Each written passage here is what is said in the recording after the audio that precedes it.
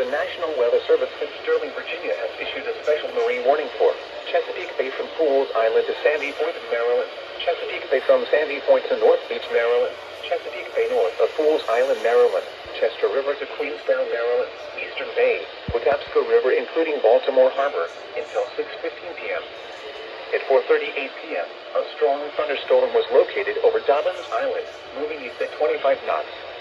Hazard, wind gusts 34 knots or greater. Source, radar indicated. Impact, boaters and small craft could be thrown overboard by suddenly higher winds and waves capsizing their vessels.